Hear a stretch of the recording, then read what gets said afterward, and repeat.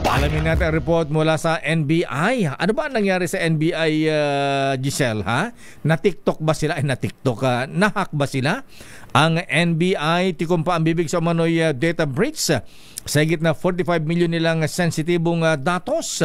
Anyari, ha? Ayan na. At ano na ang resulta ng investigasyon dun sa sinasabing banta ni VP Sara?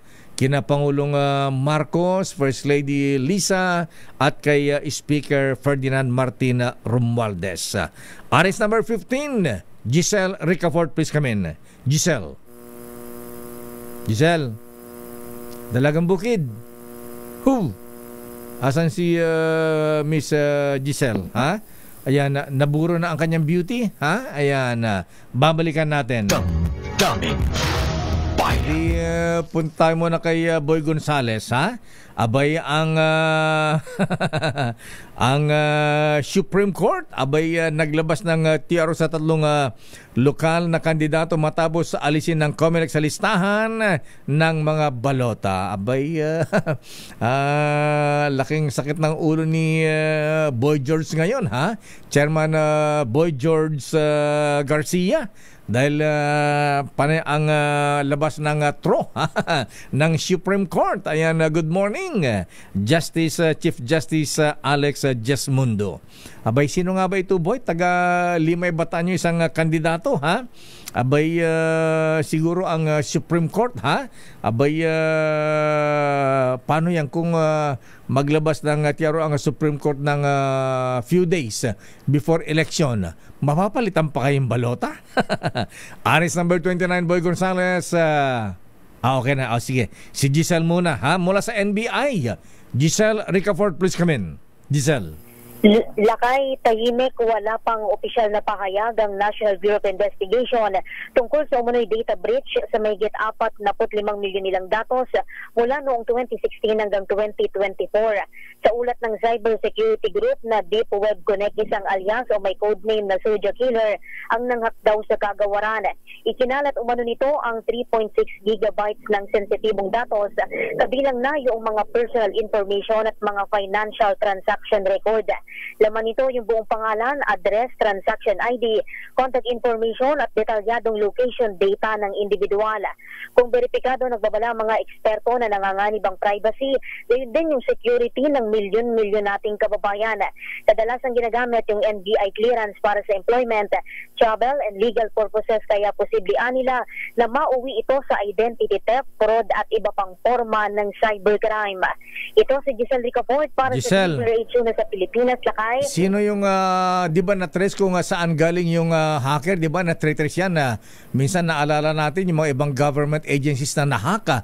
Ang pinanggalingan ay dun sa Pogo, dun sa Bambantarlac, yun na Mayor Alice Guo. Tama, Lakay, pero sa ngayon, Lakay, ang natutukoy pa lang na kung sino yung umano'y nag-leak nitong mga sensitive data mula sa NBI ay yung may code name na Soja Killer, Lakay. Pero Soja kung saan Killer. ito Soja Killer, Lakay yung code name niya. Pero kung saan ito, Lakay, nakabase at kung saan ginawa yung mismong hacking, iyan yung hinihingi pa rin natin, Lakay, yung sagot ng NBI at kung beripikado ba nila itong mga nakompromiso, Lakay, na mga datos sa National Bureau of Investigation. Ayan, galing ba dito o labas ng bansa?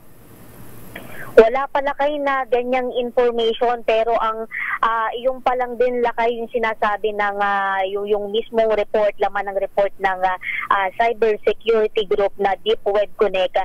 Ang klaro lang, Lakay, sa kanila yung mismong nagkalat nitong sensitive information sa NBI. Pero again, Lakay, iyan ay hindi pa rin kinukumpirma o hindi pa rin nabe-verifika sa atin ng NBI. Hinihintay pa rin natin, Lakay, na magbigay ng sagot sa atin. Nagpadala na rin tayo ng mensahe kay NBI Director Jaime Santiago. Na-penetrate ang anti-cybercrime unit ng NBI? Hindi nila na-protektahan yung mga sensitive data sa nandyan sa NBI? umano lakay. Iyon yung sinasabi sa report.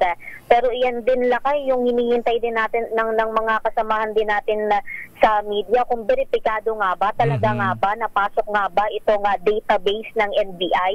Marami nga bang mga data-sensitive data, 45 million na record yung binabanggit ng Deep Web Connect na na-compromise. Kasama ka na dyan kung ikaw ay kumuha na ng NBI clearance, Miss Giselle. Correct, lakay. Kasama na tayo lahat dyan. Pero lakay, mainam na rin siguro lakay na hintayin na lang din natin yung mismo official statement ng NBI kaugnay nito. Ayan. At lubos-lubusin mo na, ha? Alam mo na rin kay Director Jimmy Santiago kung ano na ang resulta doon sa investigation nila doon sa threat ng VP Sara against President Marcos, First Lady Lisa at Speaker Romualdez.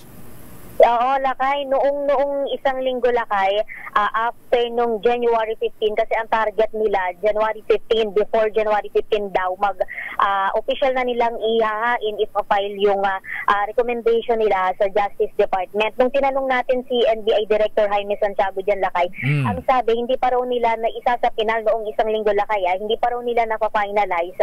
Isa sa pinal pa lang yung kanilang report kaugnay nitong death threat ni VP Sara at iyan ay sumasalang pa daw sa kanilang deliberasyon.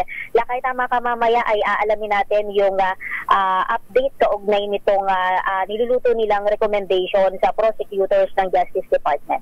Okay, maraming salamat Miss Giselle mula sa NBI.